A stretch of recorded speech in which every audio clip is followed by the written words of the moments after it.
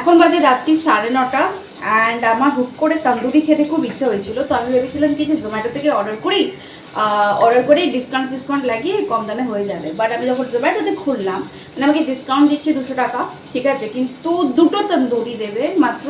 আমার ডিসকাউন্টের পরে ওই প্রাইসটা পড়ছে অ্যারাউন্ড 300 টাকা, কারণ অনেক কিছু চার্জেস মিলিয়ে 70-80 টাকার মতন খালি চার্জেস, ঠিক আছে, তারপরে ডেলিভারি চার্জ।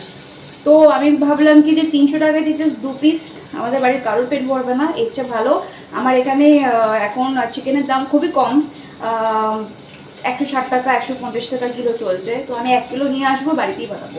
1 কিলোও লাগবে না আমার এক্স্যাক্টলি। তো আমি বাড়ি থেকেই আমি চট করে গেলাম, আমার বাড়ির পাশেই আছে। তো আমি গেলাম, আমি চিকেন কিনে নিয়ে আসলাম। অ্যান্ড এই যে হাফ হয়েছে এখন, ঠিক আছে, তন্দুরি হাফ হয়েছে, এখনও পুরোটা হয়নি।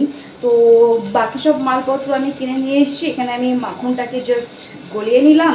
অ্যান্ড এখানে আমি নিয়ে এসেছি ধনে পাতা, তারপরে এখানে আমি নিয়ে এসেছি পুদিনা পাতা, কারণ ওর সাথে কিছু তো একটা চাই, মানে সস দিয়ে জিনিসটা ঠিক ভালো লাগে না, ওর সাথে প্রপার একটা ডিপ করার মতন জিনিস চাই। তো তাই জন্য আমি ভাবলাম কি যে ফালতু টাকা নষ্ট করে 300-400 টাকা ইচ্ছে ভালো নিজেই বানিয়ে নেবো। অ্যান্ড বিনা কোনো রং মশলাতে, মানে হোটেলে তো ডেফিনেটলি অনেক রং ঠং মেশায়, বাট বাড়িতে কাশ্মীরি লাল মির্চ ছাড়া আর কোনো আমি জিনিস ইউজ করি না। আর আমি এটা নিয়ে এসেছি চিকেন তন্দুরি।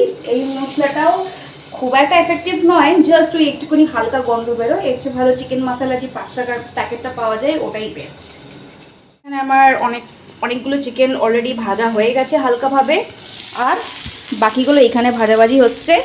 তারপরে এটা ডিরেক্ট এখন ওভেনেতে যাবে। তো এখানে আমি গ্যাসটাকে করে দিয়েছি অফ, ঠিক আছে। এখানে লাস্ট 3টে পিস ছিল, ওটা ভালো মতন ভাজাভাজি হয়ে গেছে। এরপরে দেবো ডাইরেক্ট ওভেনে।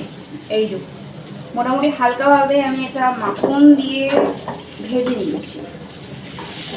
অ্যান্ড যেহেতু মাখন দিয়েছি, স্মেলটা অনেক সুন্দর এসছে। আমি প্রথমে ভেবেছিলাম যে ঘি দেবো, বাট ঘি থেকে লিটারালি জ্বলে যেতে পারে, তো তাই জন্য আমি এটা মাখন দিয়েছি। অ্যান্ড এই যে মানে এরকম খাওয়া যায়, বাট একটু কাঁচা আছে, স্লাইড কাঁচা আছে। আর এইখানে যে এই কালো কালো জিনিসগুলো আছে না, মানে এই যে পোড়া জিনিসটা, এই পোড়া জিনিসটাও কিন্তু আমার খেতে খুব ভাল লাগে। জানি না এটা খাওয়া অ্যাকচুয়ালি খুবই খারাপ হেলথের জন্য, বাট আমার খেতে ভাল লাগে, আমি এটা একদম ফেলি না।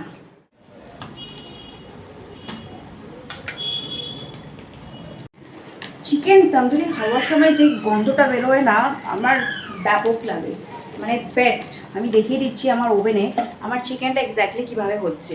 তো আমি আমার ওভেনে ঠিক এরকমভাবে বসিয়ে দিয়েছি, এই দেখুন একদম হালকা আছে হচ্ছে, এই রে আগুন লেগে গেছে, হালকা আছে। আমি চিকেনগুলো অলরেডি একটু একটু করে ভাজা আছে, হালকা আছে। আমি এটা খালি একটুখানি জ্বালিয়ে নেবো।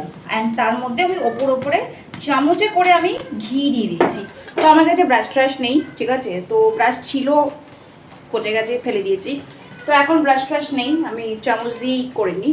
তো এরমভাবে আপনিও বানাতে পারবেন, বাইরে এত টাকা না নষ্ট করে বাড়িতেই কিন্তু বেশ ভালোভাবেই কিন্তু এখানে আপনি দিতে পারেন।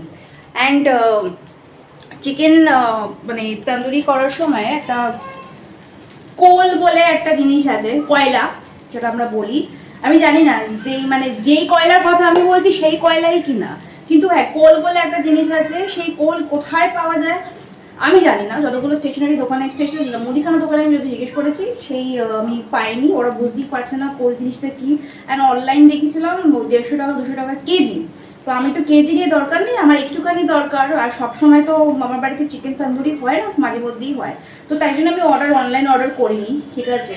অ্যান্ড অ্যাকচুয়ালি ওই কোল কি না আমি জানি না, তাই জন্য ওই ফ্লেভার না হলেও চলবে। এই আগুনে যে পুড়িয়ে যে ফ্লেভারটা কিন্তু অলমোস্ট চলেই আসে।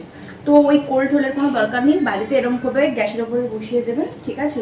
ঘিটা অনেক ঘি বা বাটারটা একটু ভেবে চিন্তে করে আর কিন্তু ধারাও করে আগুন জ্বলতে শুরু করে দেবে।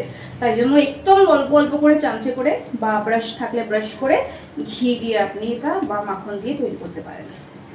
ফাইনালি আমার চিকেন তন্দুরি একদম রেডি, গরম গরম সার্ভ করে খেয়েছি। আপনারাও বানিয়ে খান আর চ্যানেলটাকে সাবস্ক্রাইব করে দেন, ভিডিওটাকে লাইক করে দেবেন।